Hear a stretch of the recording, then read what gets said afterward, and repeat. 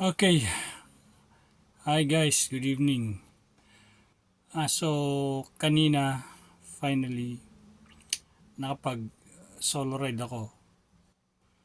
So, I went to Cabiang, pababa ng Nasugbu. Then, it's only a Cavite mini loop. Then, kumaliwa ako dun sa barangay Look, Look ba yun? Then, nag-east-west road ako.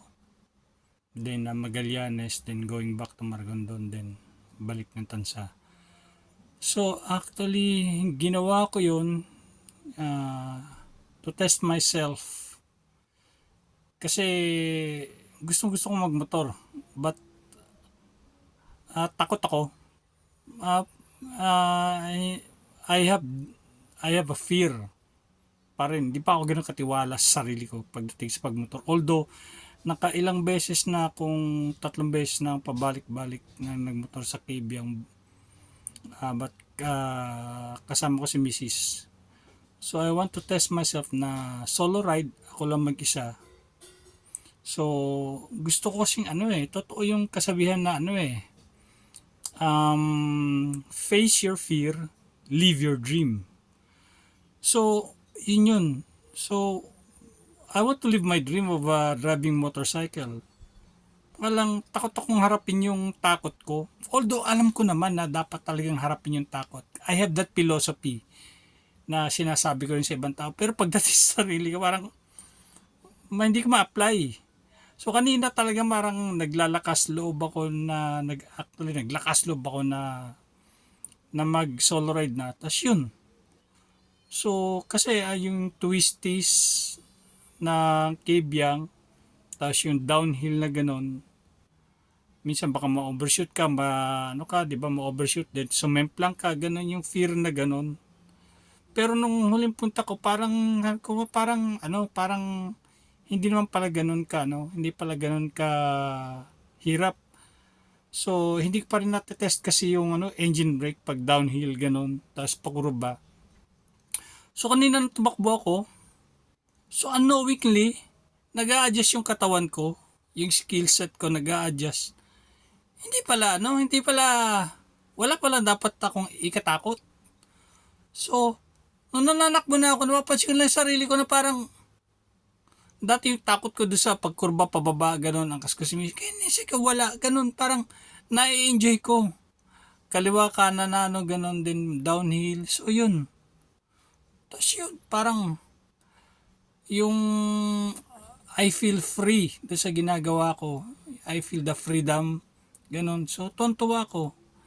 So, na-test ko yung sarili ko na hindi naman pala ganun nakakatakot. So siguro yun is Kebyang lang. Pwedeng siguro sa mga ibang bat ka na dyan, sabihin nila na Kebyang lang yun, madali lang yun. But I don't know, if I have the time to Marilaki, hindi naman nangangarera, I just want to see the site. Ganun. Siguro din, ang next na siguro pupuntahan ko is yung Ligaya Drive. Kasi sinasabi nila talaga na much more dangerous yun kesa sa Kebyang.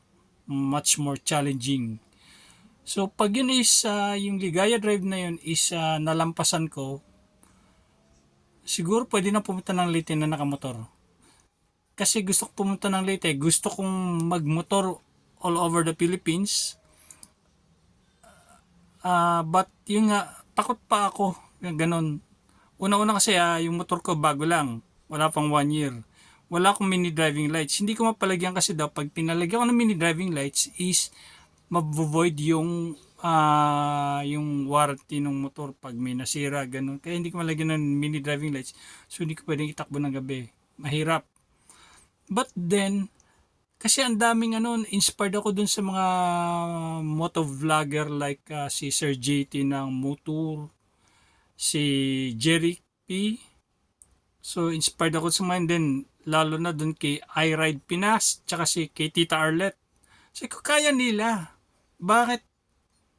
Siguro kaya ko rin. Considering na parang kaya nag-comment ako nag-comment ako kay Tita Arlette na siya yung template na kaya mo being na ganun.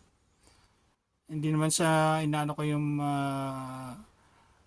yung pagiging babae niya, but di ba?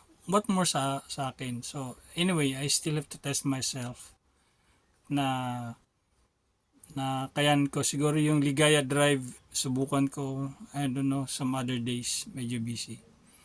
So yun, so pag nagawa ko yun,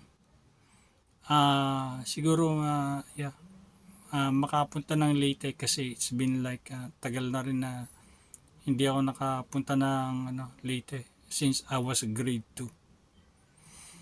So ganun lang guys. So yeah, keep on riding, ride safe, continue to inspire people. Okay, good night. Thank you.